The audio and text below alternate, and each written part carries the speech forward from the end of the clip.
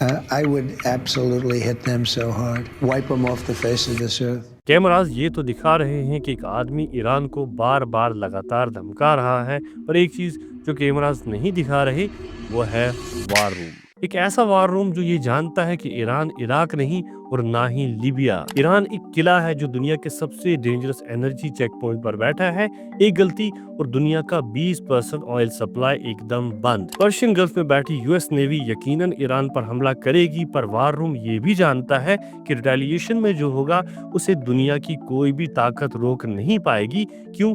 कि ईरान एक कंट्री की तरह नहीं, एक नेटवर्क की तरह काम करता है। लेबनान में हिजबुल्लाह, इराक में मिलिशिया, यमन में मिसाइल यूनिट्स, सीरिया में साइलेंट सेल यूनिट्स और तेहरान में साइबर यूनिट्स और सैजील जैसी अनडिफेंडेबल मिसाइल्स। वार रूम ये जानता है एक टारगेट को हिट किया तो 10 एक्टिवेट हो जाएंगे जो मिडिल ईस्ट के अंदर यूएस की हर मिलिट्री बेस को तबाह कर सकते हैं। क्योंकि ईरान का पहला टारगेट वॉशिंगटन या जेरूसलम नहीं बल्कि मिडिल ईस्ट के अंदर यूएस एयर बेसिस होंगे जो ईरान के एडवांस मिसाइल एनवलप के अंदर हैं। Baghdad, Qatar, Kuwait, Bahrain, UAE, Saudi Arabia सब तबाह। और ये कोई सिंबॉलिक टारगेट्स नहीं, यूएस एयर फोर्सेस के runways, fuel depots, radar sites, hangers, मतलब ये गए तो मिडिल ईस्ट के अंदर अमेरिकन एयर पावर एकदम कोलैप्स। वो अमेरिकन एयर पावर जिसने 12 डे वार में इसराइल को ईरान की मिसाइल से मरते मरते बचाया था और उनके एडवांस वार प्लेन्स को डिफेंड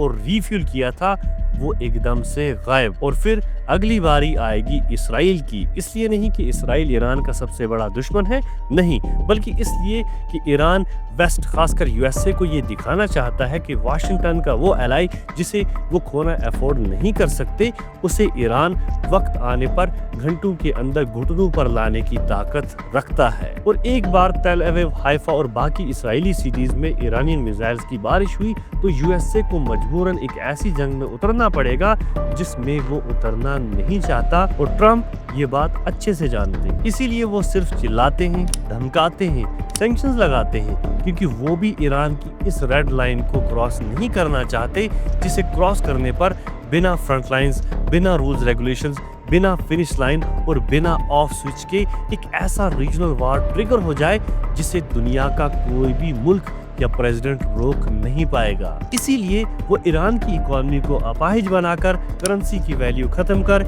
ईरान की सड़कों को पेड़ दंगे फसादों से भरना चाहते हैं जो ईरान को अंदर से कमजोर बना दे ताकि वो एक कठपुतली बादशाह को ईरान पर मुसल्लत कर सके।